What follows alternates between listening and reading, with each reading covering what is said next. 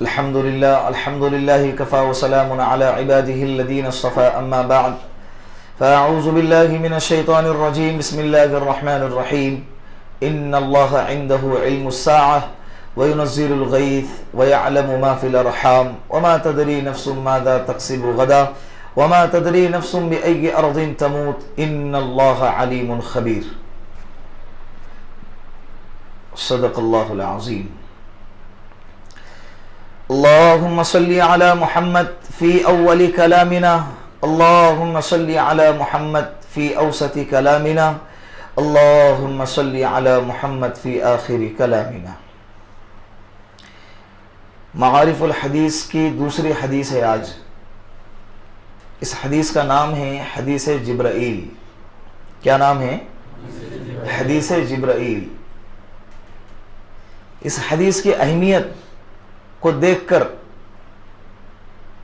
محدثین نے، حدیث کی تشریح بیان کرنے والے اور حدیث کے ماہرین جو ہوتے ہیں، ان لوگوں نے اس حدیث کا نام کیا رکھا؟ ام السنہ.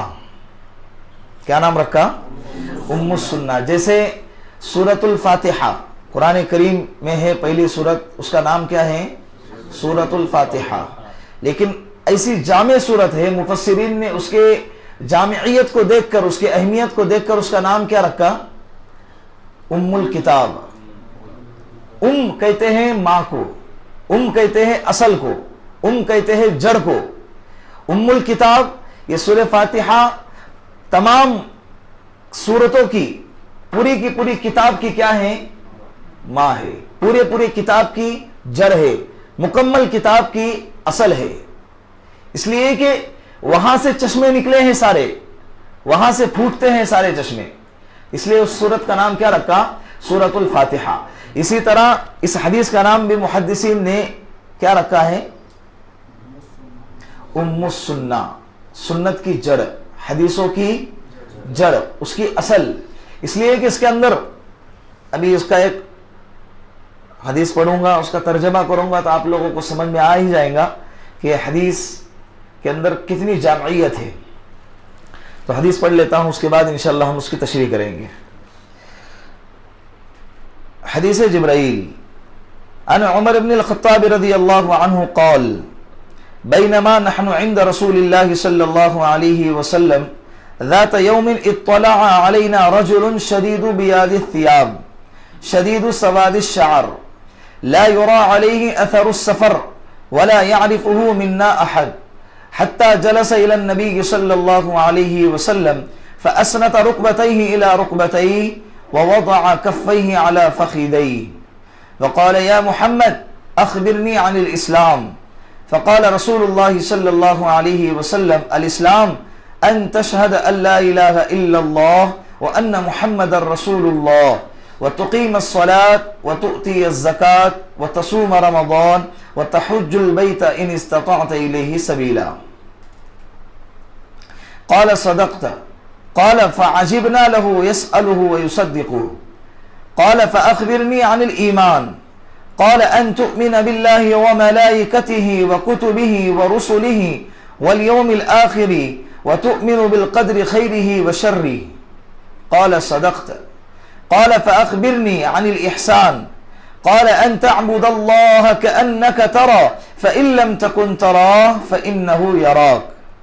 قال فأخبرني عن الساعة. قال ما المسؤول عنها بأعلم من السائل. قال فأخبرني عن أمارتها.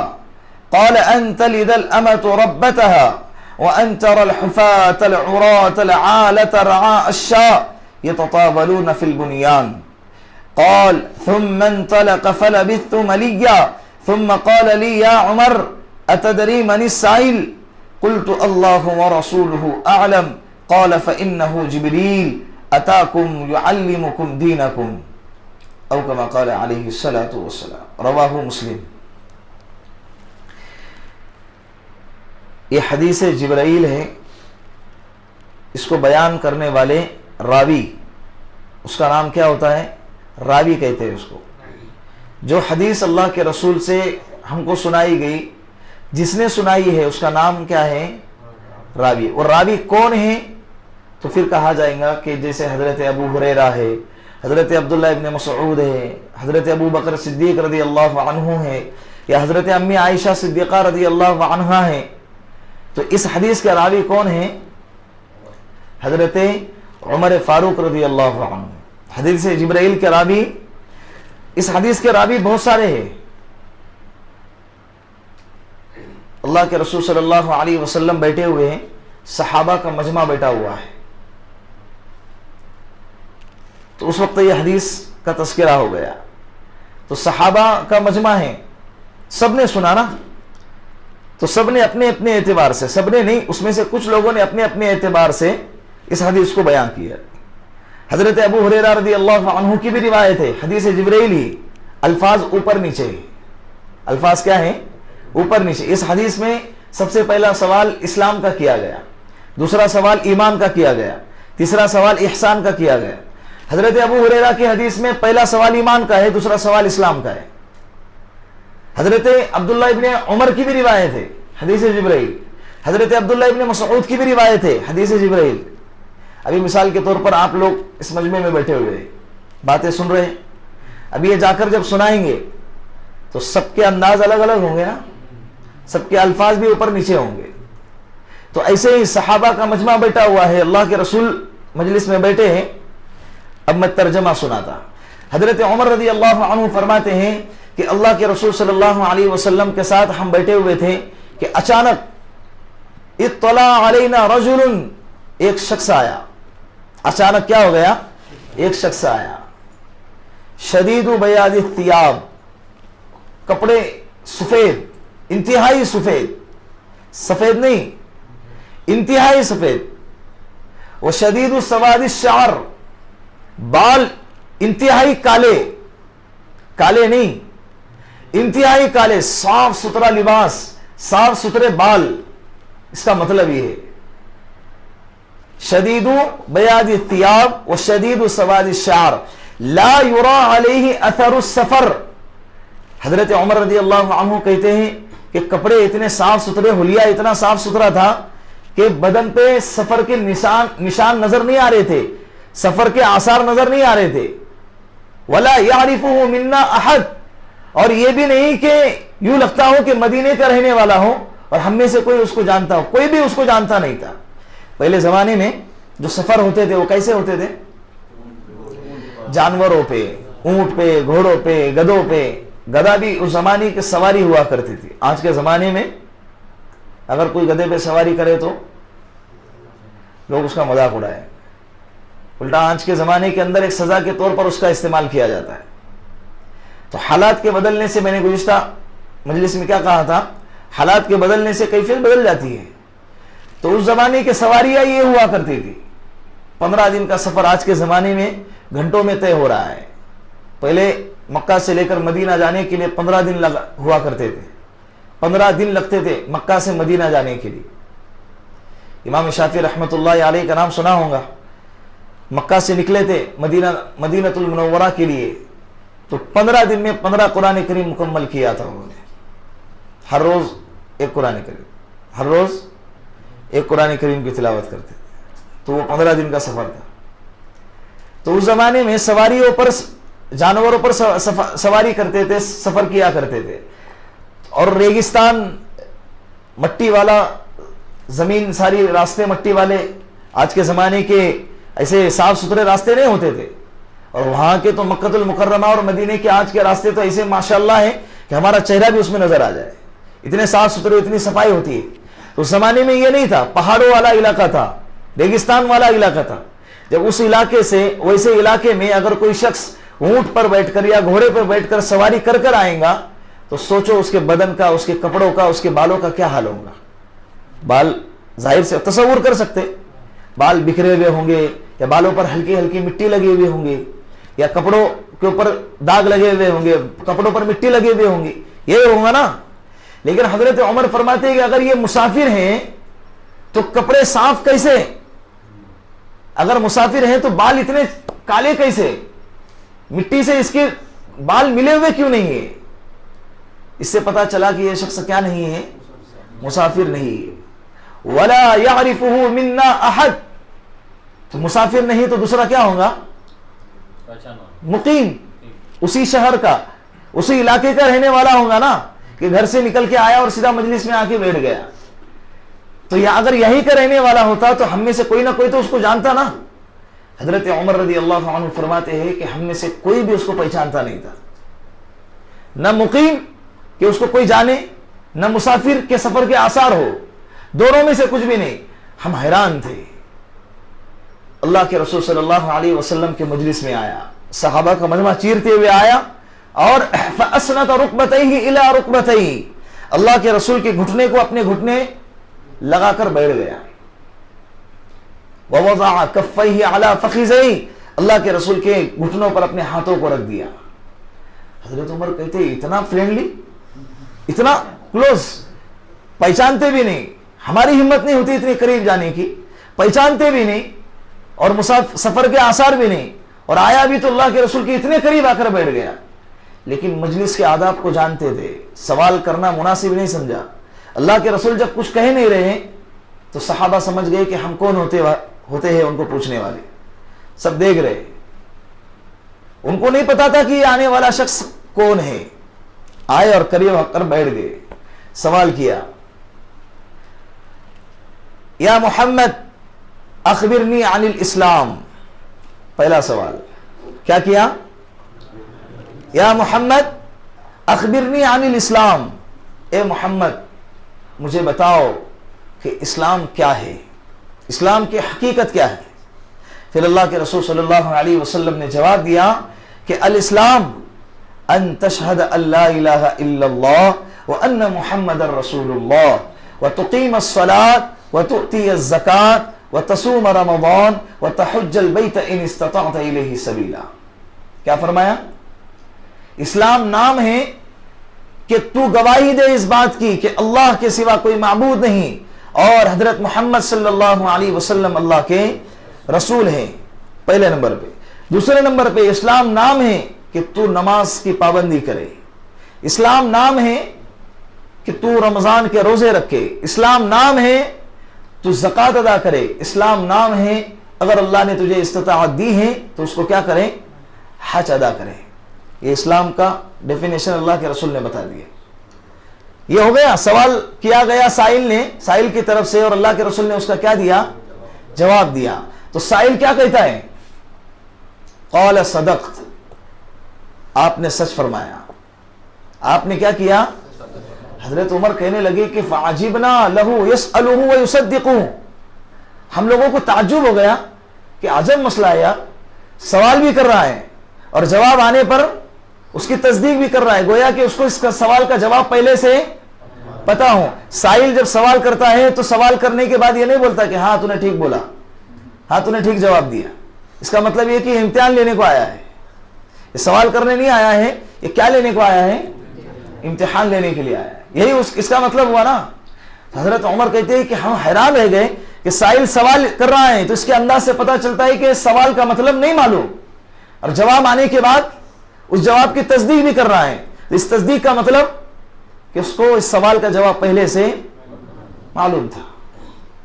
خیر، ہم حیران دیکھ رہے. اللہ کے رسول صلی اللہ علیہ وسلم نے پہلے سوال کا جواب دیا. پہلا سوال اسلام، یاد رکھو. دوسرا سوال اخبرنی عن الایمان، اللہ کے رسول مجھے بتائیے کہ ایمان کی حقیقت کیا ہے. اللہ کے رسول صلی اللہ علیہ وسلم نے فرمایا کہ الایمان ان تؤمن باللہ وملائکتہ وکتبہ ورسلہ والیوم الآخر وتؤمن بالقدر خیر والشر من اللہ تبارک وتعالی. ایمان نام ہے اس بات کا کہ تو ایمان لائے، تو یقین رکھے اللہ پر، تو یقین رکھے اللہ کے رسول پر، فرشتوں پر اور کتابوں پر اور آخرت کے دن پر اور کل قیامت کے دن موت کے بعد دوبارہ اٹھائے جانے پر، اور ہر اچھی اور بری تقدیر یہ کس کی طرف سے ہے؟ اللہ کی طرف سے ہے. تو اس بات پر ایمان لائے. ایمان کی ڈیفینیشن اللہ کے رسول نے بتائی. پھر حضرت جو سائل تھے، سوال کرنے والے، انہوں نے کہا صدقت، آپ نے سچ فرمایا. ہم سب حیران ہیں. تیسرا سوال، پہلا کیا تھا؟ اسلام. دوسرا ایمان. تیسرا سوال اخبرنی عن الاحسان، اے اللہ کے رسول ہمیں بتائیے کہ احسان کسے کہتے ہیں؟ اللہ کے رسول نے فرمایا ان تعبد اللہ کأنک ترا فإن لم تکن ترا فإنہ یراک۔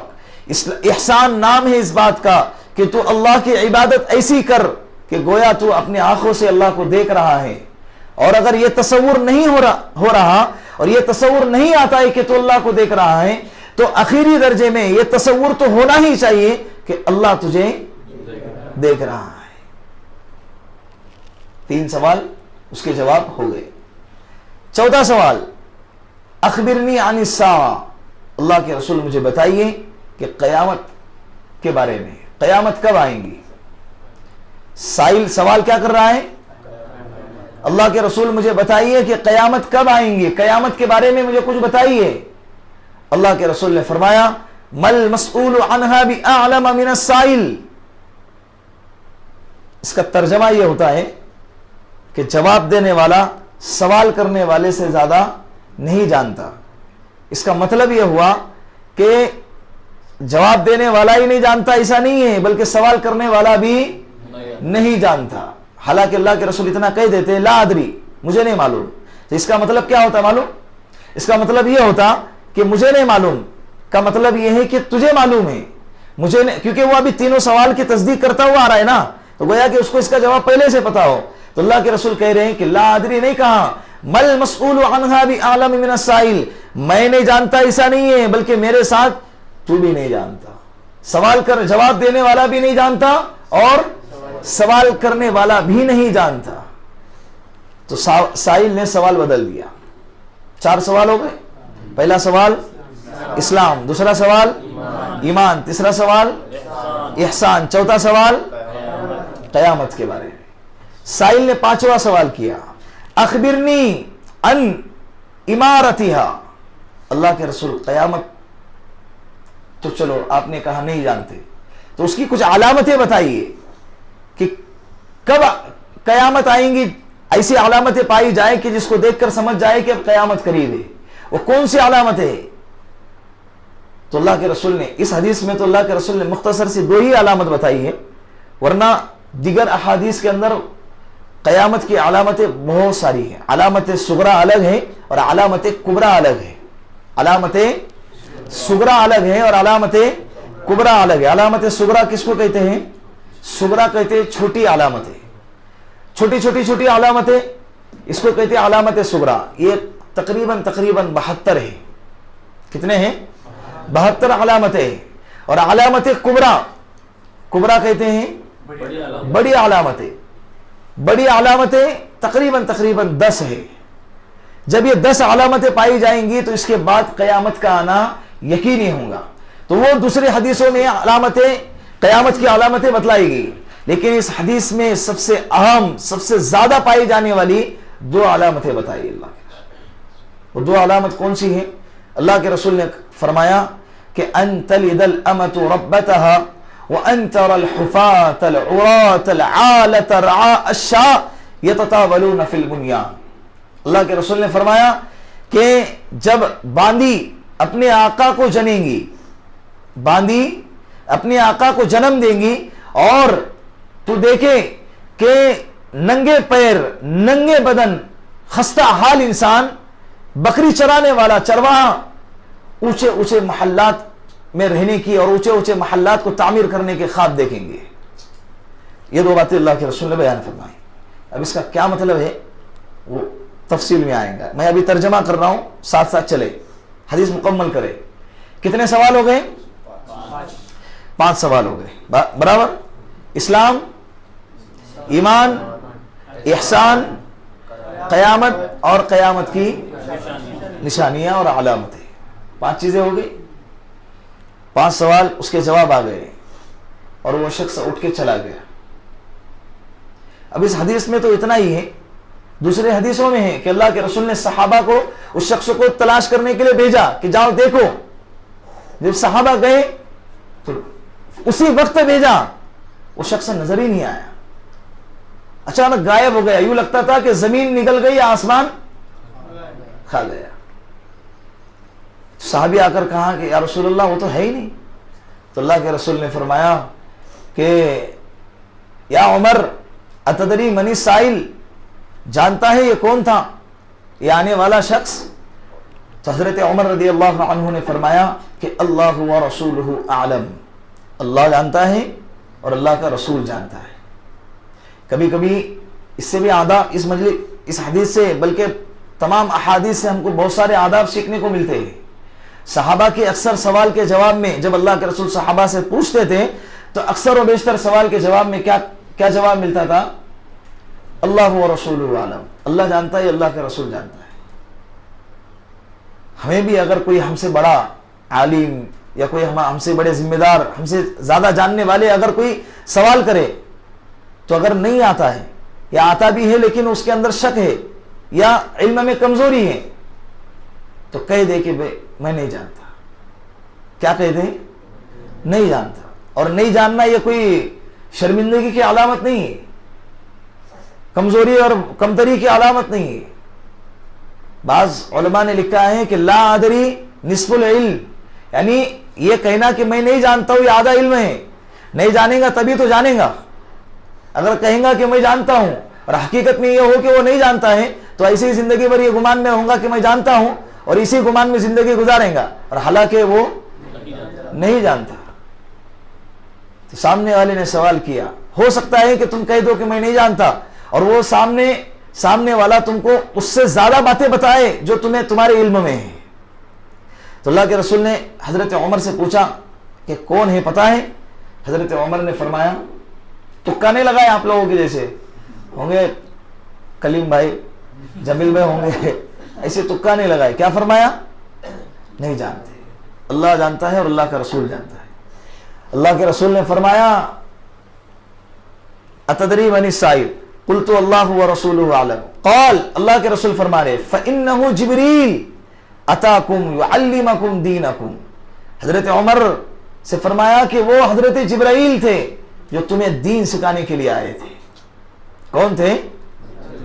دین سکھانے کے لیے آئے تھے. یوں ہی نہیں آئے اور اٹھ کے بیٹھ گئے. حضرت جبرائیل علیہ الصلوۃ والسلام تھے جو آپ لوگوں کو کیا سکھانے آئے تھے؟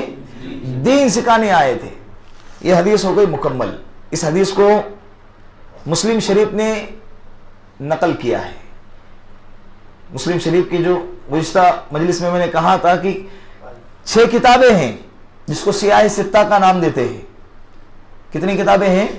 6 کتابیں. سیاہ ستہ، ستہ کہتے ہیں 6. ستہ یہ عربی کا لفظ ہے، اس کا ترجمہ کیا آتا ہے؟ 6. سیاہ ستہ 6 ایسی حدیث کی کتابیں جس کے اندر صحیح حدیثیں نقل کی گئی ہے.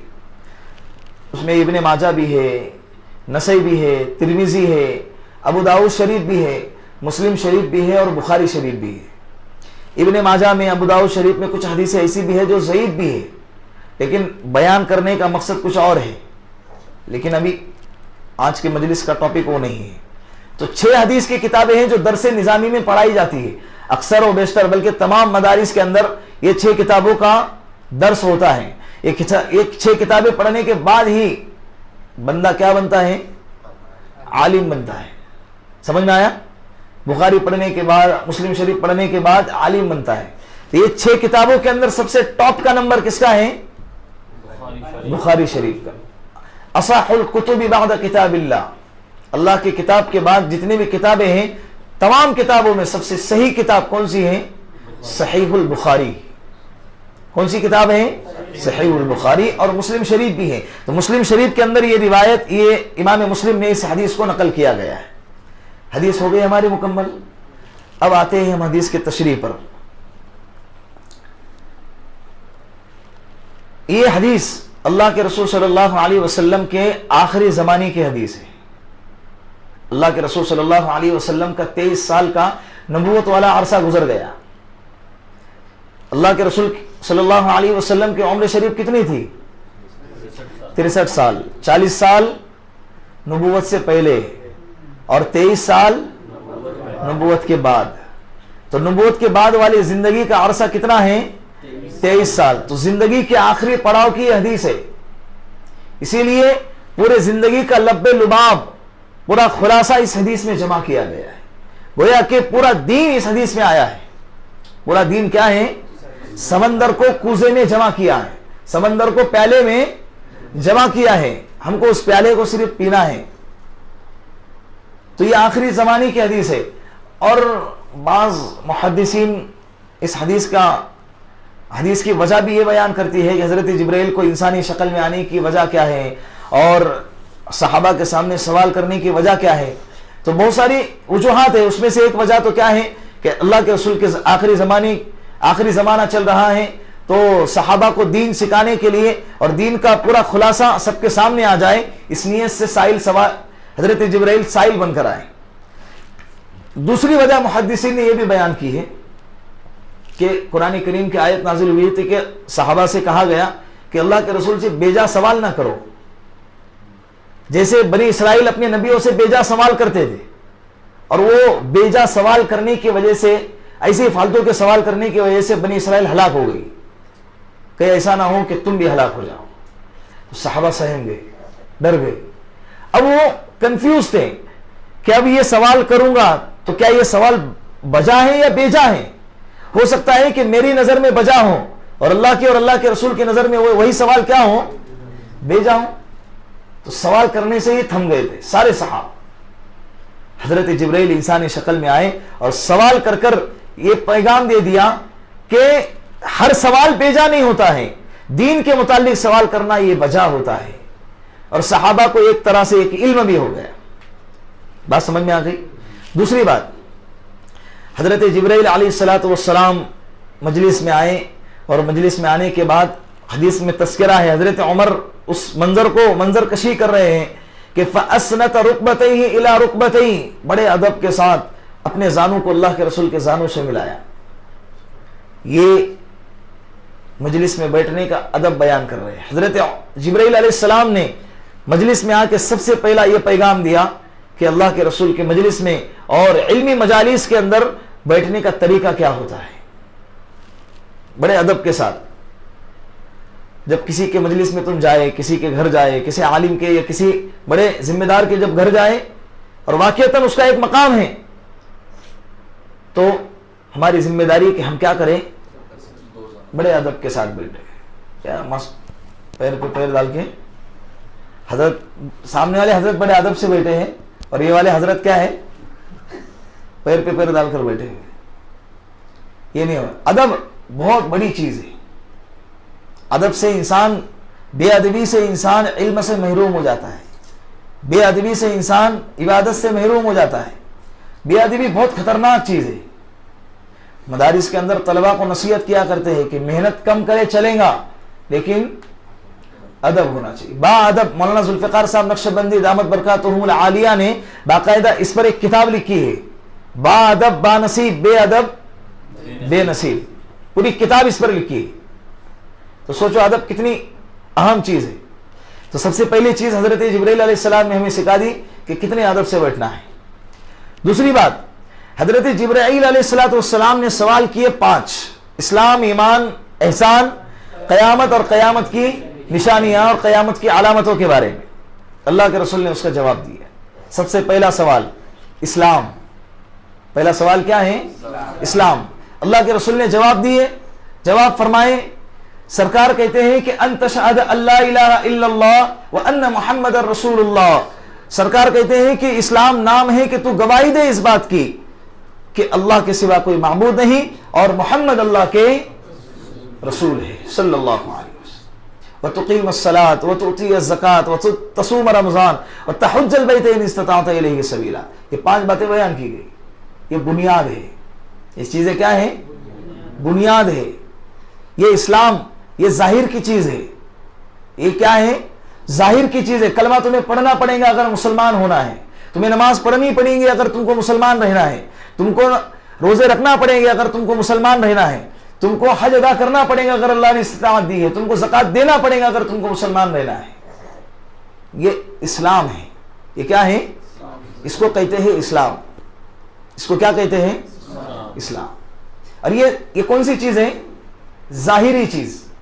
دوسرا سوال تھا ایمان کا.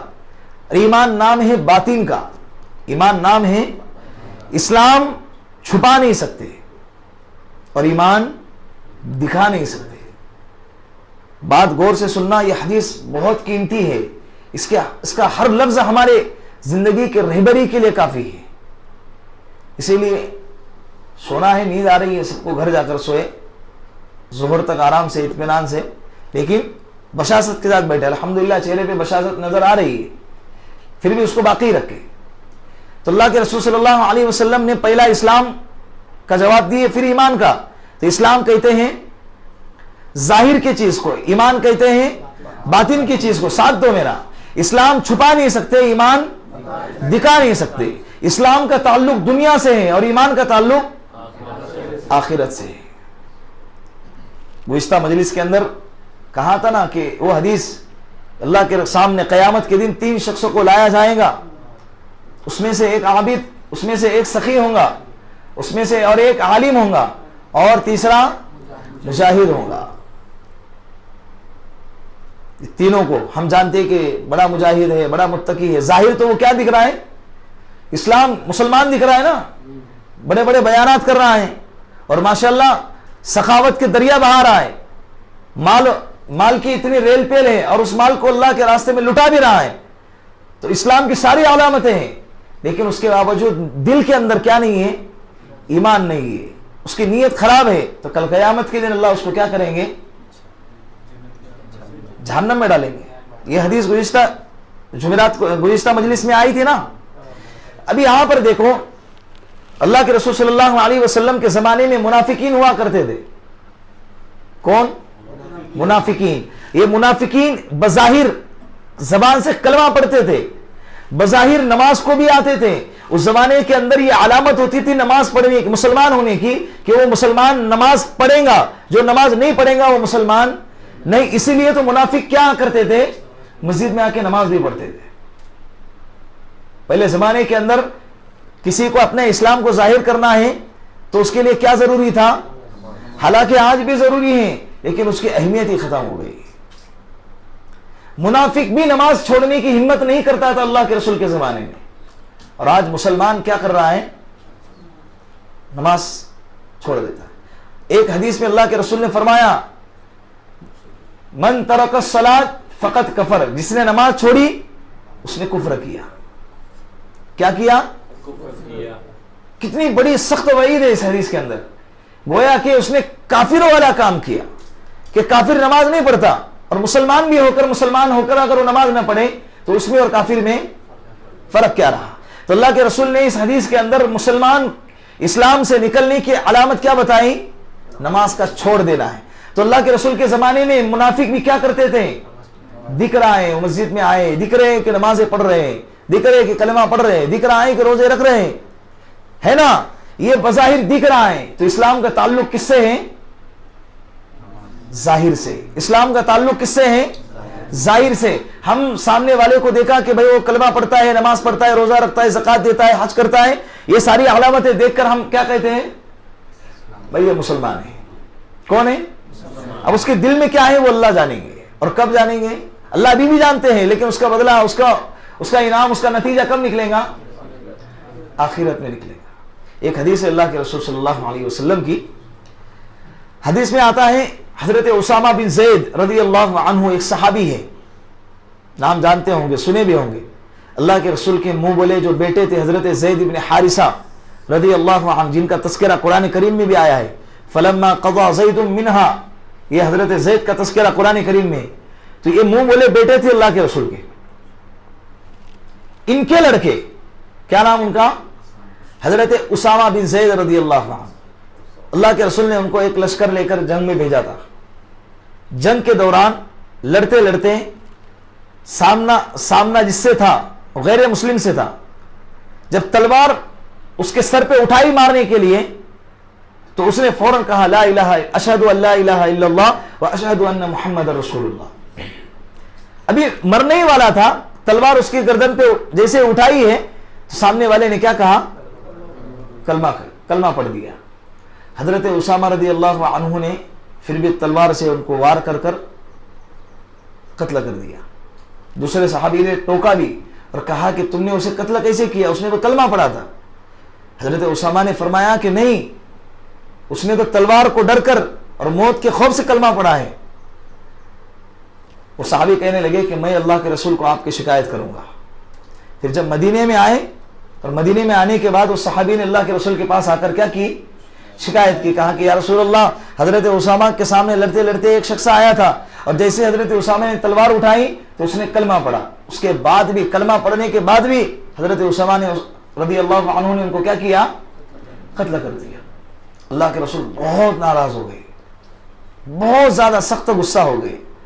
حضرت اسامہ کو بلائے اور فرمایا کہ تم نے اسے قتل کیوں کیا؟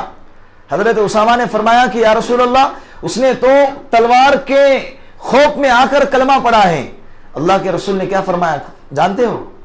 حدیث کا ٹکڑا ہے، یہ اسامہ ہلا شققت قلبہ، کیا تو نے اس کے دل کو چیر کر دیکھا ہے کہ اس کے دل میں ایمان تھا یا نہیں؟ ہلا شققت قلبہ، کیا تو نے اس کے دل کو چیر کر دیکھا کہ اس کے دل میں ایمان ہے یا نہیں؟ بظاہر اسلام کلمہ تو پڑھ لیا نا، اب تلوار چلانے کی اجازت نہیں تھی. جس کا مطلب کیا ہوا کہ اسلام نام ہے ظاہر کا. اس نے کلمہ پڑھا تو اسلام ظاہر ہو گیا. اللہ کے رسول کیا کہہ رہے کہ دل چیر کر دیکھا کیا؟ اور دل کا مسئلہ تو کیا ہے؟ اللہ جانیں گے. کون جانیں گے؟ اللہ جانیں گے. تو یہ ہوا اسلام اور یہ ہوا ایمان. ہم کو دونوں میں مضبوط رہنا ہے.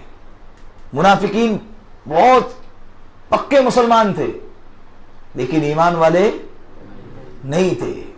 نماز پڑھتے تھے، صف اولا میں رہتے تھے، کبھی کبھی کبھی نمازیں قضا نہیں ہوتی تھی ان کی.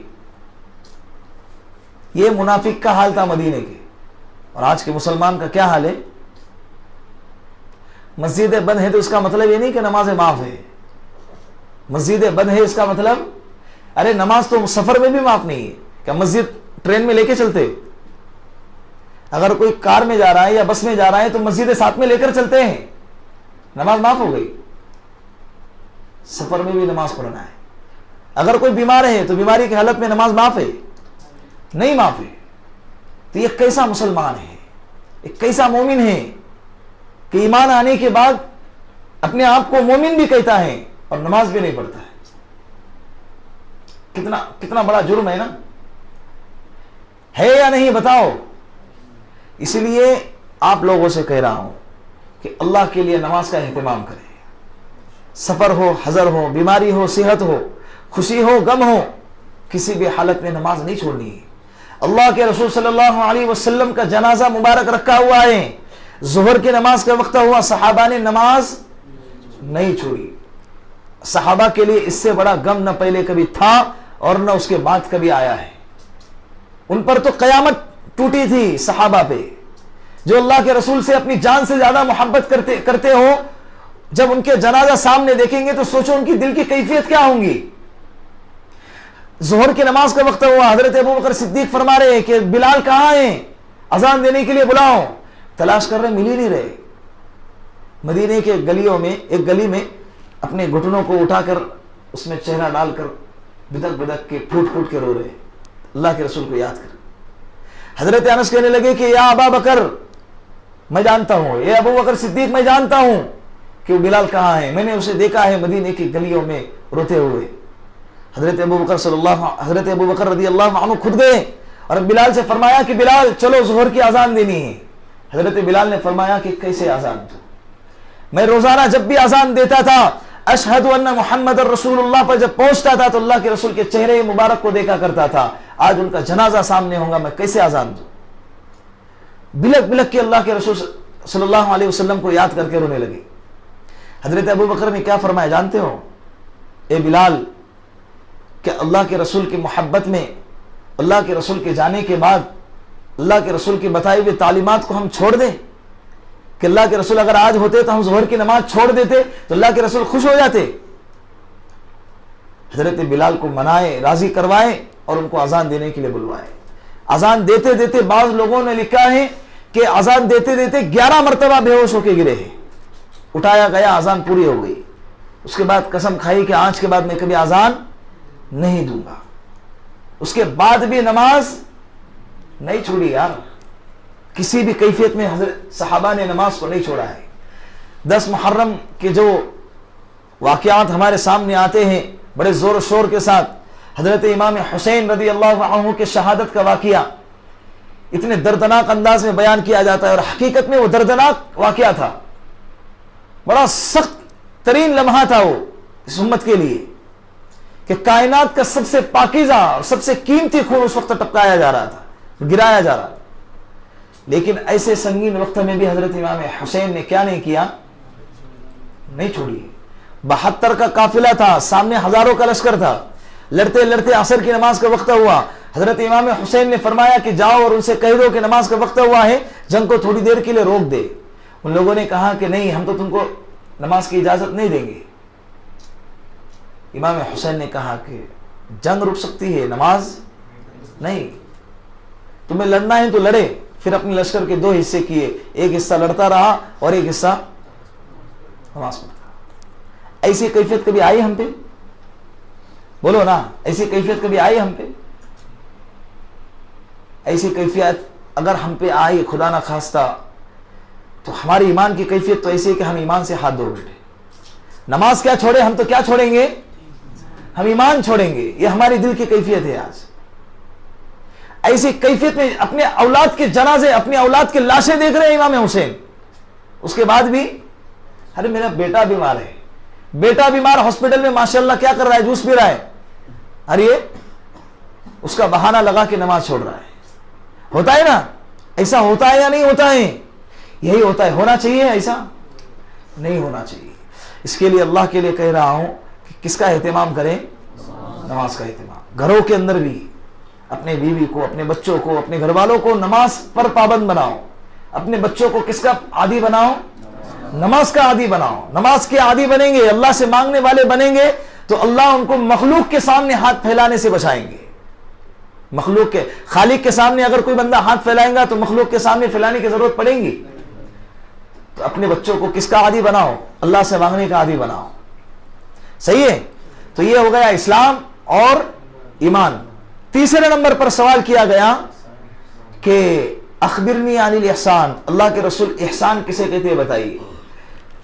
اب ایک ہوتا ہے احسان عرف والا، جو ہماری اصطلاح کے اندر شمار ہوتا ہے، ہماری اصطلاح میں استعمال ہوتا ہے نا، کہ کسی شخص نے کسی پر کوئی اچائی کی، کوئی نیکی کی، تو ہم کہتے ہیں کہ فلاں بندے نے فلاں پر کیا کیا؟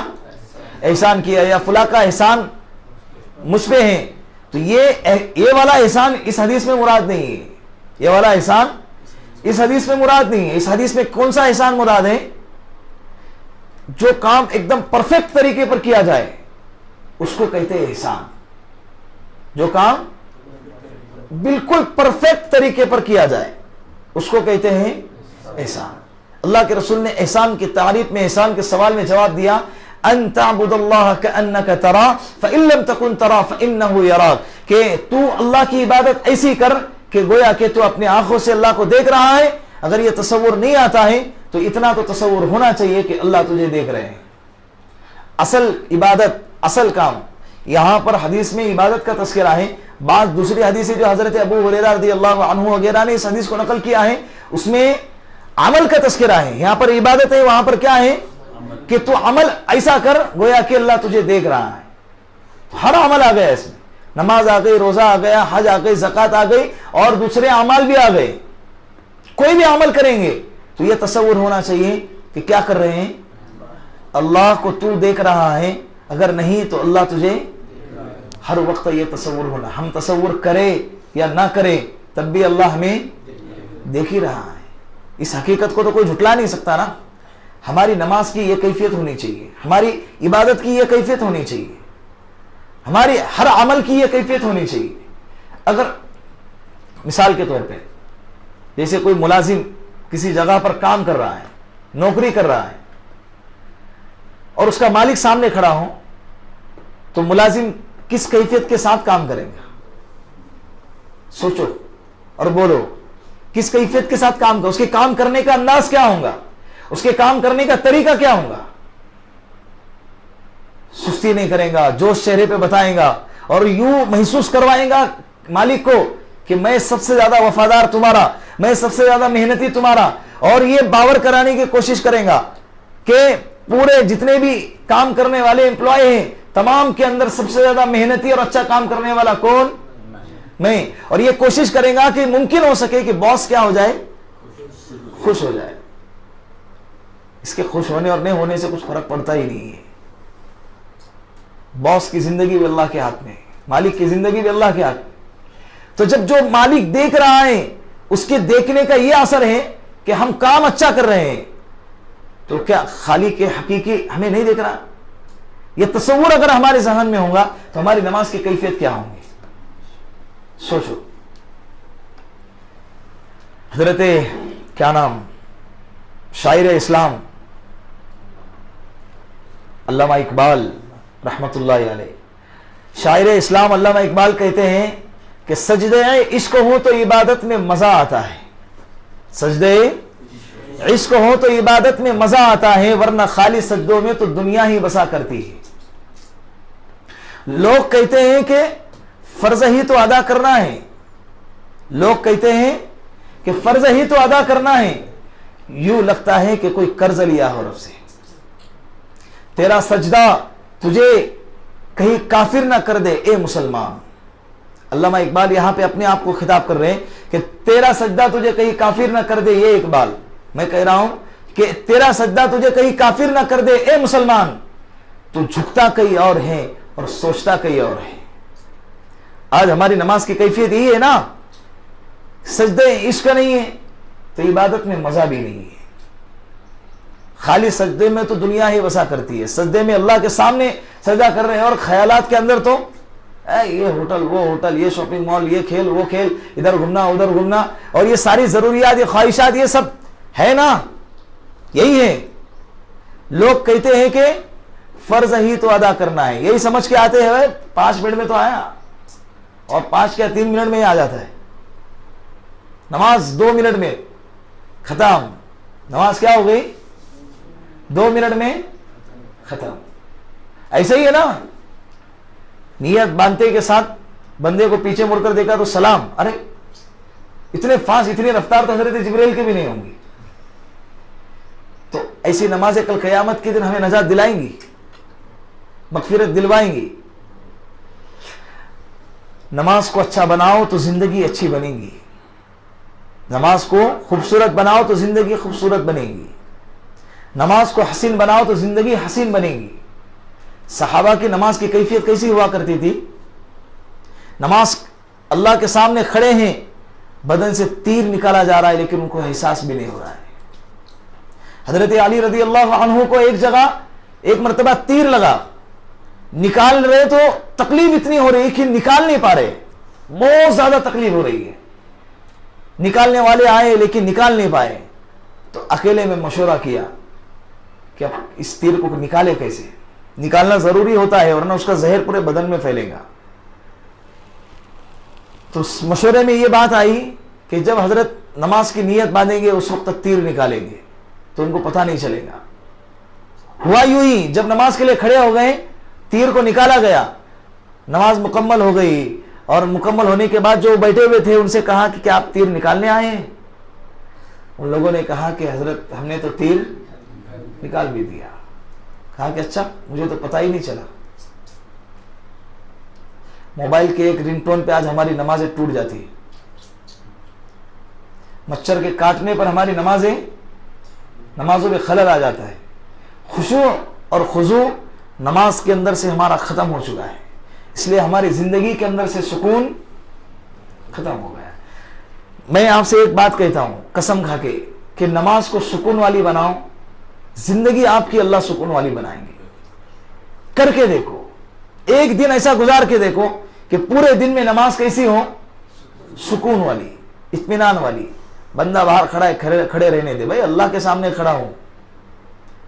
اگر کسی بڑے کے سامنے جاتے ہیں اور سامنے والا بولتا ہے کب سے فون لگا رہا اٹھا رہا نہیں، تیرے لیے باہر کھڑا، ارے بھائی اس کے سامنے کھڑا تھا میں، تیرا کیا ہے؟ تو آج ہے کل ملے گا، میں اس کے سامنے کھڑا تھا، فلاں منتری کے سامنے، سی ایم کے پاس گیا تھا، اور میں فلاں کے سامنے، جس کی اہمیت تمہارے نظروں میں ہے، ہم اس کے بارے میں کیا بولتے ہیں کہ میں اس کے سامنے کھڑا تھا. اور ایک بات یاد رکھے کہ جیسے تم کہتے ہو نا کہ وہ اس کا وقت بہت کم لوگوں کو ملتا ہے، ایسے ہی اللہ بہت کم لوگوں کو اپنے پاس آنے دیتے ہیں. اللہ جس کو چاہتے ہیں اسی کو اپنے سامنے لا کر کھڑا کرتے ہیں. اور جس کو نہیں چاہتے اس کو نکال دیتے ہیں. اللہ جب ناراض ہوتے ہیں نا تو مال اور نعمتیں اللہ نہیں چھینتے, اللہ عبادت کی توفیق چھین لیتے ہیں. کیا چھین لیتے ہیں؟ اللہ عبادت کی توفیق چھین لیتے ہیں. بندہ, اور ہماری کیا سوچ بنی ہے, نمازیں چھوٹتی ہے, سالوں بھر کی نمازیں چھوڑ کے کوئی پرواہ ہی نہیں. ہاں جیسے مال کا آنا کم ہو گیا نا اور تجارت میں یا بزنس میں گھاٹا ہونے لگ گیا تو پھر زبان پہ شکوے ہیں کہ پتہ نہیں اللہ مجھ سے ناراض ہو گیا ہے, اللہ کے مجھ سے روڑ گیا ہے کہ اب پہلے جیسا دھندا ہو رہا نہیں ہے. پہلے بند دکان کرتا تھا پھر بھی لائن لگا کے رکتے تھے میرے انتظار میں, اب صلاح دکان کھول کے بیٹھتا ہو تو مکہ مارتے بیٹھا ہوا ہو. یہی ہوتا ہے نا, یہ زبان پہ شکوے ہیں. یعنی مال کے کم زیادہ ہونے کو ہم اللہ کی رضامندی پر کیا کر رہے ہیں؟ کمپیئر کر رہے ہیں. اگر یہی اللہ کی رضامندی کی علامت ہوتی تو سب سے زیادہ مال کس کے پاس ہونا چاہیے تھا؟ اللہ کے رسول صلی اللہ علیہ وسلم کے پاس یہ ہونا چاہیے تھا. لیکن اللہ کے رسول صلی اللہ علیہ وسلم پیٹ پہ کیا ہو رہا ہے؟ بھوک کی وجہ سے پیٹ پہ پتھر باندھ رہے ہیں. امی کہتی ہیں, امی عائشہ صدیقہ رضی اللہ عنہا فرماتی ہے کہ 3 چاند گزرتے تھے, گھر میں چولہا ہی نہیں سے لگتا تھا. کیا نہیں ہوتا تھا؟ یا سلنڈر کے سلنڈر اسٹاک کر کے رکھے ہوئے تھے, ایک ختم ہوا کہ دوسرا, بیچ میں گیپ نہیں ہونا چاہیے. کیا نہیں ہونا چاہیے؟ گیپ نہیں. گھر والوں کو پریشانی نہیں ہونا چاہیے. اللہ کا احسان ہے, اللہ نعمتوں کے محرومی سے بچائے ہمیں. لیکن میرے کہنے کا مطلب سمجھ رہے آپ کیا کہنا چاہ رہا ہوں؟ کہ اگر مال ہے تو اللہ راضی ہے, مال نہیں ہے تو اللہ ناراض ہے, اس کا مطلب یہ ہرگز نہیں ہے. اللہ اگر ہمیں اپنی عبادت کی توفیق دے رہا ہے, تہجد وقت پہ ہو رہی ہے, تہجد پڑھنے کی توفیق مل رہی ہے, اور اشراق کی توفیق مل رہی ہے, 5 وقت کی نمازیں پڑھنے کی توفیق مل رہی ہے, قرآن کریم کی تلاوت کی توفیق مل رہی ہے, اور گناہوں سے بچنے کی توفیق مل رہی ہے, تو دل سے کہے کہ اللہ تجھ سے کیا ہے؟ راضی ہے. دل سے کیا کہے؟ اللہ تجھ سے راضی ہے. یہ کیفیت کب آئیں گی؟ ایک اور طریقہ آپ کو بتاتا ہوں. ابھی جیسے فیکٹری کے اندر ایک بندہ کام کر رہا ہے, کبھی کبھی فیکٹری کھانے پینے کی رہتی, کبھی چیزوں کی رہتی, تو کچھ چیزیں ایسی رہتی ہیں کہ اس کے اندر ملازم کام کرتے کرتے ہاتھ صاف کر سکتا ہے ایک آدھی چیزیں, اور روز ایک چیز سے بولے تو 30 چیزیں اس کو 30 دن کے اندر, ایک مہینے میں 30 چیزیں جمع ہو جائیں گی. اگر ایک چیز 1000 کی ہے تو 30 دن 30,000, پیمنٹ الگ, اور یہ الگ. اگر اسے پتا ہو کہ میرا مالک سامنے کھڑا ہے اور مجھے دیکھ رہا ہے تو وہ صاف کرے گا. اگر ہمیں یہ تصور ہو کہ میرا اللہ مجھے دیکھ رہا ہے تو ہم گناہ کر سکتے ہیں. گناہ کرنا مشکل ہی نہیں بلکہ محال ہو جائے گا. ہم گناہ کر ہی نہیں سکتے بھائی اللہ دیکھ رہا ہے. ارے باپ دیکھ رہا ہے تو کیا نہیں کرتے ہم؟ فوراً موبائل کے اندر بیانات لگاتے, سائٹ میں نہیں گیا, جیسے گئے کہ باپ آ کے دیکھا, کیا دیکھ رہا ہے کہ سائٹ میں لگے, ہاں ماشاء اللہ کیا زبردست, سنتے اب میں نے دوسرا, ٹھیک ہے جاؤ, فوراً دوسرا لگا دیا. جب باپ کی دیکھنے کی یہ کیفیت ہے تو اگر حالانکہ باپ دیکھیں گا کبھی نہیں دیکھیں گا, لیکن اللہ کا دیکھنا تو کیا ہے؟ یقینی ہے. ہوا معاکم اینما کنتم, اللہ کہہ رہے ہیں کہ میرا بندہ تو جہاں کہیں بھی جاتا ہے میں تیرے ساتھ ہوتا ہوں. تو جہاں کہیں بھی جاتا ہے میں تیرے ساتھ ہوتا ہوں. چاہے تو بند کمرے میں ہو, چاہے تو کالی پہاڑی پر جائیں, میری نظریں تجھ پر ہے. اللہ باخبر ہے, بے خبر نہیں ہے. اللہ کیا ہے؟ بندوں سے باخبر ہیں. اپنی آنکھوں کو دیکھنے والے جو خیانات ہیں, جو خیانات کرتے ہیں اپنی آنکھوں سے, اس کو بھی اللہ کیا کرتا ہے؟ دیکھتا ہے. جو دل میں دوسروں کی برائی سوچتے اس کو بھی اللہ سنتا ہے اور دیکھتا ہے. اس کے لیے ہمارے دل کی کیفیت کیا ہونی چاہیے؟ کہ اللہ مجھے دیکھ رہا ہے. ابھی میں آپ کو ایک طریقہ بتاتا ہوں زندگی اللہ کی مرضی کے مطابق گزارنے کا. چاہتے ہو نا کہ اللہ کی مرضی کے مطابق زندگی گزارے؟ اس کا آسان طریقہ یہ ہے کہ ایک دن, ہفتے میں ایک دن ایسا گزاریں کہ صبح اٹھنے سے لے کر رات میں سونے تک یہ کوشش, ایسا کنٹرول, جنگ لڑیں گے اپنے نفس کے ساتھ کہ صبح اٹھنے سے لے کر رات ہونے تک ایک بھی گناہ نہیں کریں گے, ایک بھی نماز نہیں چھوڑیں گے. پیر کا دن پکڑ لو, منگل کے دن گناہ کریں گے, لیکن پیر کے دن ایسا آئے گا کہ ہم ایک دن ایسا گزاریں گے کہ ایک بھی گناہ نہیں کریں گے. منگل کے دن کریں گا مطلب یہ نہیں کہ گناہ کرنا جائز ہو گیا. ایک بات کہہ رہا ہوں, گناہ تو ایسے ہفتہ بھر کر ہی رہے نا, پیر کے دن بھی تو کر ہی رہے ہیں, یہ نہیں کہ میرے بتانے سے کر رہے, پہلے نہیں کر رہے تھے, ہمیشہ کر ہی رہے ہیں. ہماری زندگی گناہوں سے لت پت ہے, پوری بھری ہوئی ہے. آنکھ کھلنے سے لے کر رات میں آنکھ بند ہونے تک ہماری زندگی پوری کی پوری کیا ہے؟ ہم مسجد میں آتے ہیں عبادت کے لیے, تب بھی ہمارے گناہ جاری ہے. مسجدیں بھی آج غیبتوں سے سجی ہوئی ہے, گناہوں سے سجی ہوئی ہے. اس کے لیے یہ طے کرے کیا, ہفتے میں ایک دن, ویسے تو پوری زندگی گزارنا ہے لیکن ابتدا یہاں سے کرے. ہفتے میں ایک دن ایسا طے کریں کہ ہم مثال کے طور پہ پیر کے دن صبح اٹھنے سے لے کر رات میں سونے تک ایک بھی گناہ ہم سے نہیں ہونے دیں گے. دل بولے گا 2 GB ختم ہو رہا ہے یار, کیا کر رہا ہے, دیکھ ارے اتنا 4G اسپیڈ سے چلنے والا انٹرنیٹ کیا ہو رہا ہے, ضائع ہو رہا ہے. ہونے دے, اس کو سمجھائے تجھے آج جو کرنا ہے کر لے نفس, میں آج تیری نہیں سنوں گا. جنت کا راستہ صرف ایک قدم ہے, ایک قدم نفس پہ رکھو, دوسرا قدم سیدھا جنت میں جائے گا. لڑو اس سے. آج جھوٹ نہیں بولوں گا, بولنے سے پہلے سوچو کہ یار میں کیا بول رہا ہوں, یہ جھوٹ ہے کیا سچ ہے, جھوٹ ہے تو نہیں بولوں گا, چاہے اس میں میرا فائدہ ہو یا نقصان ہو نہیں بولوں گا. 4 بچے بیٹھے, جیسے نوجوان طلبہ ہیں, اسٹوڈنٹ ہیں, بیٹھے اور فلاں کی غیبت کرنے لگ گئے, یہ دل میں تہیہ کر کے بیٹھے یا چاروں یہ ڈیسائیڈ کر بیٹھے کہ آج ہماری مجلس میں جو نہیں ہے ہم اس کا تذکرہ کریں گے, نہیں کریں گے. اگر کریں گے تو اچائی کے ساتھ کریں گے, ورنہ برائی کے ساتھ تذکرہ نہیں کریں گے.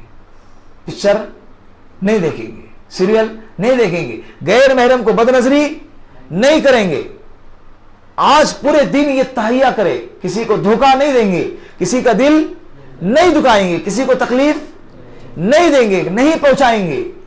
ایک دن ایسا گزارو اور نماز کے اندر ایسی کیفیت پیدا کرو, یہ سوچ کر نماز پڑھو کہ میرا اللہ مجھے دیکھ رہا ہے, اور ہر وقت یہ خیال ہٹے گا, اس کو واپس لاؤ.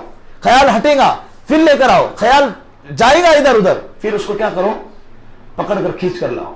اللہ دیکھ رہا ہے, اللہ دیکھ رہا ہے, اللہ دیکھ رہا ہے, میں اللہ کے سامنے کھڑا ہوں, میں اللہ کے سامنے کھڑا ہوں. کتنے ادب سے کھڑا ہونا چاہیے.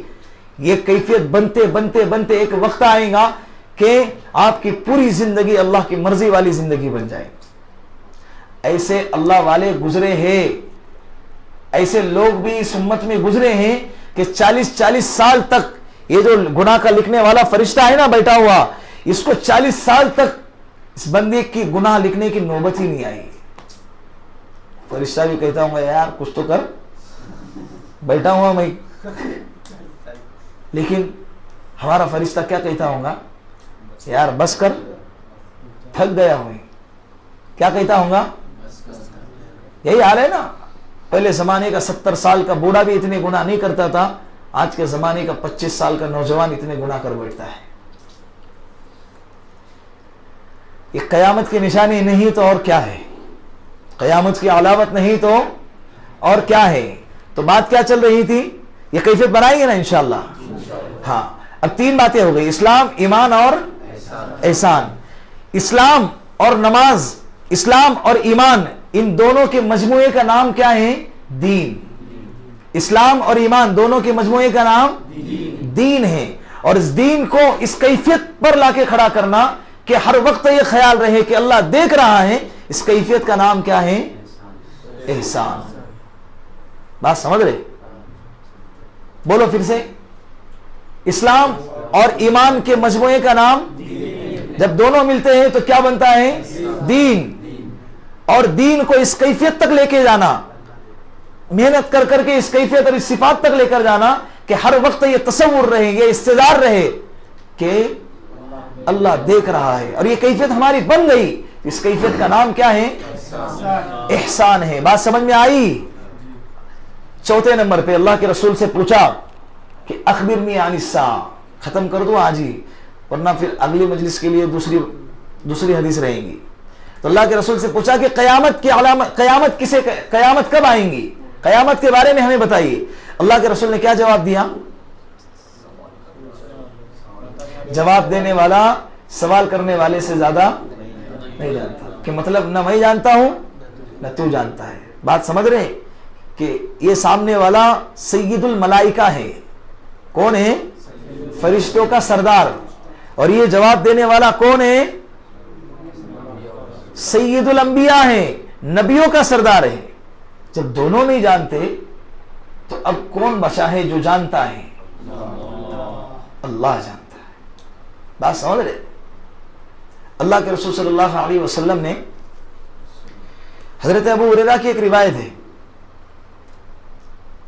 اس روایت کے اندر یہاں پہ قرآن کریم کی آیت کی طرف اشارہ ہے کہ اللہ نے اس آیت میں 5 چیزوں کا بتایا ہے کہ 5 چیزوں کے بارے میں اللہ کے علاوہ کسی کو علم نہیں. اب یہاں پر بات نکلی ہے تو ایک بات عرض کروں آپ کے علم کے اضافے کے لیے. امام مالک رحمۃ اللہ علیہ کا نام سنا ہے آپ نے؟ ائمہ اربعہ 4 امام ہیں جن کو اس امت کا اکثر طبقہ فالو کرتا ہے. اس میں سے ایک امام ابو حنیفہ رحمۃ اللہ علیہ، امام شافعی رحمۃ اللہ علیہ، امام مالک رحمۃ اللہ علیہ اور امام احمد بن حنبل رحمۃ اللہ علیہ. یہ 4 امام ہیں، یاد رہنا چاہیے. تو اس میں سے امام مالک رحمۃ اللہ علیہ مدینے میں رہتے تھے. کہاں؟ بہت محبت تھی مدینے سے، عشق تھا، مدینہ چھوڑ کے کہیں جاتے ہی نہیں تھے. بہت زیادہ عشق اور تمنا تھی، دعائیں تھی اللہ سے کہ اللہ میں جیوں تو مدینے میں اور مروں تو موت آئے تو میری اس حال میں ہو کہ میں مدینے میں ہوں. حج کا موسم آیا، دل میں تمنا اور یہ جذبہ جاگ اٹھا کہ حج کروں. حج کرنے کے لیے کہاں جانا پڑتا ہے؟ مکہ المکرمہ جانا پڑتا ہے، مدینہ چھوڑ کر. اب وہ دل میں یہ سوچنے لگے اور کہنے لگے کہ اللہ میرا دل تو بڑا کر رہا ہے کہ میں حج کروں، لیکن میں حج کرنے کے لیے جب جاؤں گا اور میری اگر موت مکہ میں آ گئی تو میری جو تمنا ہے ساری زندگی کی کہ میں مدینے میں مروں تو یہ تمنا میری رہ جائیں گی. اب میں کیا کروں کیا نہیں کروں؟ اس کیفیت میں کئی دن گزر گئے. پھر آیا دل میں کہ اللہ مجھے اگر پتا ہو کہ میرے زندگی کا کتنا وقت باقی ہے تو مجھے پتا چلے کہ اب مجھے 2 مہینے کا وقت باقی ہے تو میں حج کر کے آ جاؤں، یا اگر مجھے پتا چلے کہ میرا وقت 1 ہفتے کا ہی ہے تو میں نہیں جاؤں. تو مجھے پتا چلے کہ میری زندگی کا وقت کتنا باقی ہے. یہی اللہ سے دعا کرتے ہوئے سو گئے. اللہ کے رسول صلی اللہ علیہ وسلم خواب میں آئے. اللہ کے رسول سے پوچھا امام مالک رحمۃ اللہ علیہ نے کہ یا رسول اللہ میں چاہتا ہوں کہ حج کرا ہوں لیکن مجھے مدینے سے اتنی محبت ہے کہ مدینہ مجھ سے چھوٹ نہیں رہا ہے اور میرا جی چاہتا ہے کہ میں جیوں تو مدینے میں جیوں اور مروں تو مدینے میں مروں. اور واقعتاً ان کا انتقال بھی مدینے میں ہوا ہے، جنت البقیع میں آج ان کی قبر ہے. تو اللہ کے رسول سے پوچھا کہ یا رسول اللہ آپ مجھے بتائیے کہ میری زندگی کا کتنا وقت باقی ہے. اللہ کے رسول نے ہاتھ کے ذریعے اشارہ کی 5 اور چلے گئے. آنکھ کھل گئی. اب ایسے کنفیوز ہو گئے کہ یار اے اللہ 5 کیا؟ 5 سال باقی ہیں، 5 مہینے باقی ہے، 5 ہفتے باقی ہے یا 5 دن باقی ہیں؟ میں کیا سمجھوں؟ بہت کشمکش تذبذب کے عالم میں بے چین ہے. تو اپنے خادم کو بلایا. اس وقت نے مدینے کے اندر خواب کی تعبیر بتانے والے ایک امام تھے، امام محمد ابن سیرین رحمۃ اللہ علیہ. کیا نام ان کا؟ محمد ابن سیرین رحمۃ اللہ علیہ. اپنے خادم کو بلا کر کہا کہ جاؤ اور محمد ابن سیرین سے یہ خواب بیان کرنا اور ان سے اس خواب کی تعبیر پوچھنا، اور یہ نہ کہنا کہ یہ خواب میں نے دیکھا ہے، کہنا کہ یہ خواب تو نے دیکھا ہے، اور ان سے پتا کر آؤ کہ میرے زندگی کا کتنا وقت باقی ہے. وہ خادم گئے اور جانے کے بعد محمد ابن سیرین کے سامنے کہا کہ مجھے آپ سے ایک خواب کے بارے میں پوچھنا ہے. کہا کہ پوچھو. خواب بیان کیے تو خادم کے خواب کے بیان کرنے پر محمد ابن سیرین رحمۃ اللہ علیہ کہنے لگے کہ تو مجھے پہلے بتا کہ یہ خواب کس کا ہے تو میں تجھے اس کی تعبیر بتاؤں. وہ کہنے لگا کہ نہیں میرا ہے، ہو ہی نہیں سکتا، یہ خواب تیرا نہیں، کسی صاحب علم کا خواب ہے، یہ تیرا ہو ہی نہیں سکتا، نام بتا تو بتاؤں. پھر حضرت گئے، کہا کہ وہ تو نام پوچھ رہے، کہا کہ بتا دے. پھر نام بتانے کے بعد محمد ابن سیرین رحمۃ اللہ علیہ نے جواب دیا کہ جاؤ اور امام مالک رحمۃ اللہ علیہ سے کہو کہ اللہ کے رسول نے 5 کے ذریعے کسی سال، کسی مہینے، کسی ہفتے اور کسی دن کی طرف اشارہ نہیں کیا ہے، بلکہ اللہ کے رسول نے قرآن کریم کی اس آیت کی طرف اشارہ کیا ہے کہ جس میں یہ بیان کیا ہے ان اللہ عنده علم الساعة وينزل الغیث ويعلم ما في الارحام وما تدری نفس ماذا تکسب غدا وما تدری نفس بأي ارض تموت ان اللہ علیم خبیر۔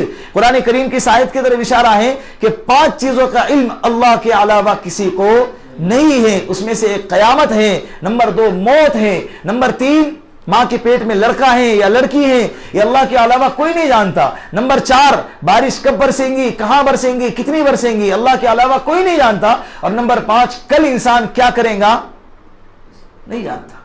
بڑے بڑے پلان بناتا ہے، ادھر جاؤں گا ادھر جاؤں گا، لیکن نہیں ہوتا ہے۔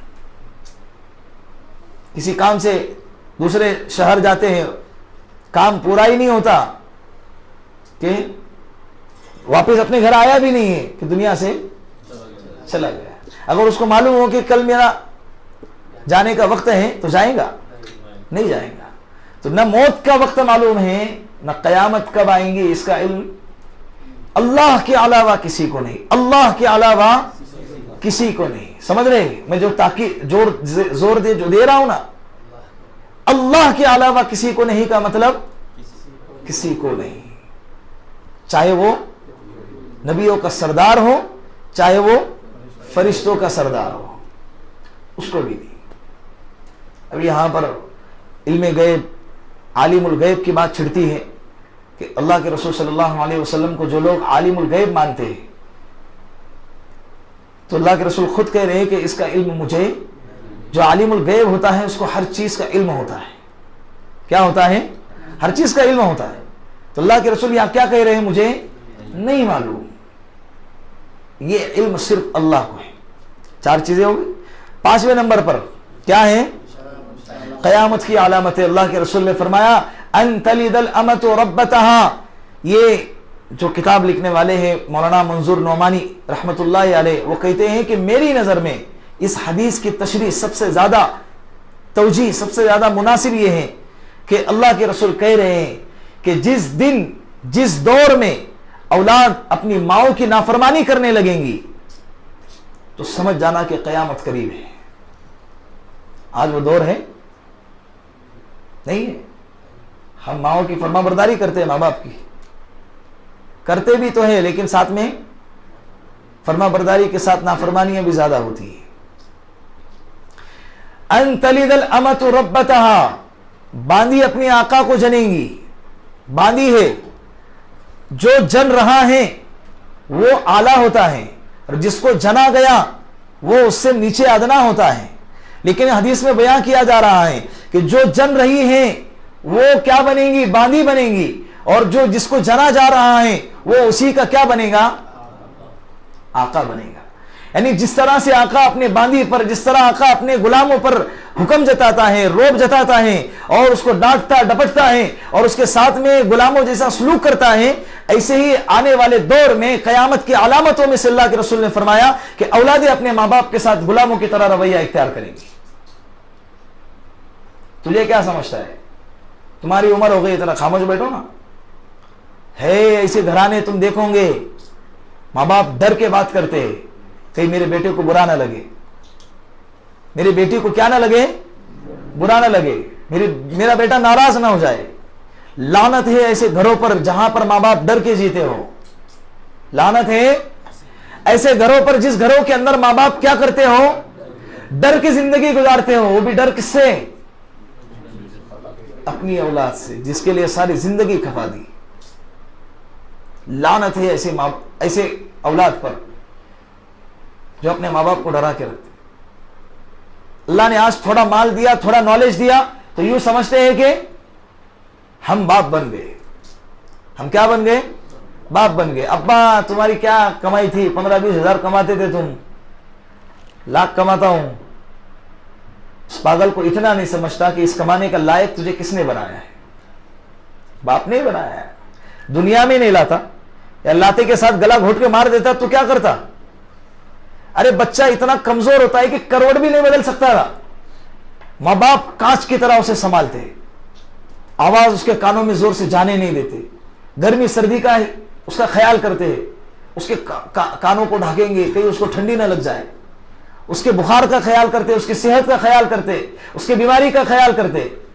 रातों में ऐसी नींद आई हुई होती है माओं को कि उसके लिए सोना कायनात में सबसे ज्यादा कीमती और जरूरी बन जाता है, लेकिन बच्चे की एक आवाज से वो क्या होती है, उड़ जाती है और रातों की नींदें कुर्बान कर देती। बाद में सो लूंगी, नहीं सोंगी तो क्या फर्क पड़ेगा, बच्चा रो रहा है, सीने से लगा के उसकी भूख को मिटाती है।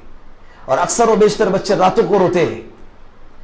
हम भी क्या अचानक दाढ़ी के साथ पैदा नहीं हुए, हमको समझ में आ गया और गाड़ी चलाने लग गए, पैदा होते के साथ हॉस्पिटल में माँ एडमिट थी और हम बाहर आ गए, मस्त चलाते हुए घर पे आ गए, ऐसा हुआ है?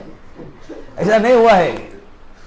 हम भी उसी प्रोसेसर से गुजरे हुए हैं जो हमारे बच्चे आज गुजर रहे हैं। वो सारी सिफात, वो हालात, वो कैफियत, वो सारे मौसमों को माँ बाप ने हमारे साथ में गुजारा है। हमारे भी सर्दी गर्मी का ख्याल रखा है, जब भूख लगती है तो हमें खाना खिलाया है। पहले का दौर बड़ा गुर्बत का जमाना था, कभी कभी घर में खाना इतना होता था कि 3 लोग खाएंगे, है 5 लोग, तो 2 भूखे रहने वाले कौन होते थे? पेट भरने वाले हम ही होते थे, लेकिन भूखे रहने वाले, बारिश हो रही है, पत्थरों का मकान होता था पहले, ऐसे ही था ना, ज्यादातर मकानात पत्थरों के होते थे। पत्थरे भी साल 2 साल के बाद टपकने और गलने लगते, तो घरों के अंदर घर इतना छोटा कि ठीक से सो भी नहीं पाते, तो सूखी जगह में बच्चों को सुलाते ताकि नींद हो जाए बच्चे की, स्कूल जाना है, परेशानी होंगी, बाप को काम पे जाना है, ये नहीं है, ये नहीं, बाप ये नहीं सोच रहा है, लेकिन इसके बावजूद ऐसे टेक लगाकर बैठा है और पानी गिर रहा है और बैठे बैठे सो रहा है।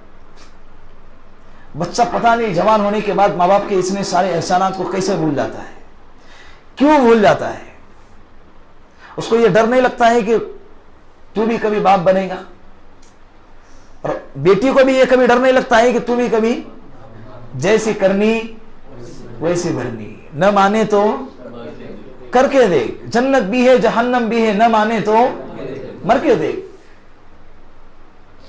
जैसे करोगे वैसे ही तुम्हारे सामने नजरों के सामने आएगा। और माँ बाप के साथ का बदला तो अल्लाह दुनिया ही में दे देते हैं। जो इंसान अपने माँ बाप के साथ जैसा रवैया इख्तियार करेगा, अल्लाह की कसम उसकी औलाद उसके साथ वैसा ही रवैया इख्तियार करेंगी। बोलेगा कि बाप कि मैं मेरी औलाद को इतना प्यार करता हूं, इसकी इतनी सारी ख्वाहिशात और जरूरियात का ख्याल करता हूं, फिर भी सलाम बेटा मेरे से मोहब्बत करता ही नहीं है और मेरे साथ झिड़कियां देकर बात करता है, मेरी बात ही मानता नहीं। कैसे मानेगा? तूने तेरे बाप की बात माना है? माना था? नहीं माना था।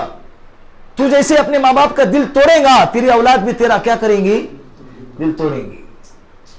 आजमा कर देखने के लिए अभी वक्त है नहीं अपने पास, इसलिए जो गुजर रहे ना इन रास्तों से, उनकी ही जिंदगी देखकर सबक सीखो, उनकी जिंदगी देखकर क्या करो? सबक सीखो। अपने माँ बाप के साथ अच्छा रवैया इख्तियार करो। माँ बाप जाहिल भी क्यों ना हो, माँ बाप है।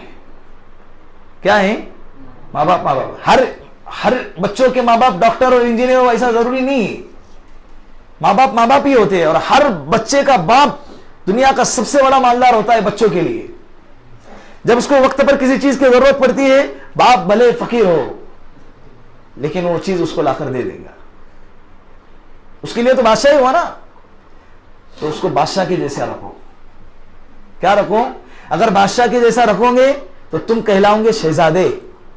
क्या कहलाओगे? शहजादे।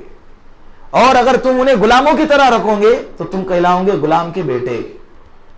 तो तुम खुद अपने रवैयों से अपनी हैसियत को क्या कर रहे हैं? शहजादा होना और गुलाम होना, दोनों में इज्जत और एजाज किसमें है? शहजादा होने में ना। बादशाह का बेटा शहजादा कहलाता है, प्रिंस जिसको बोलते हैं वो कहलाता है। तो ये बात आ गई माँ बाप के ताल्लुक से। कयामत से पहले ये होगा और ये हो रहा है।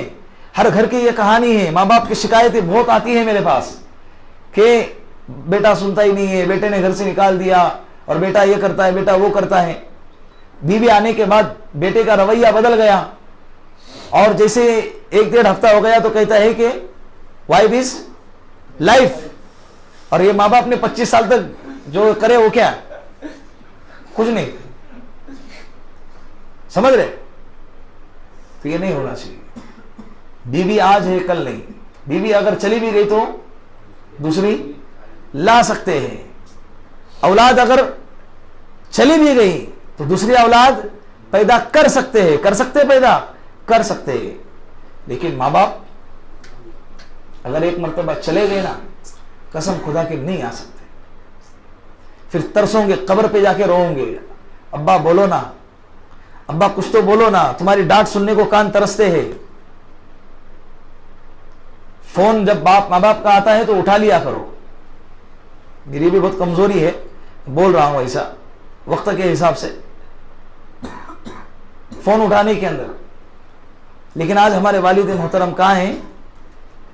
دنیا سے چلے گئے. جب ان کی یاد آتی ہے تو ان کی آواز سن نہیں سکتے ہم.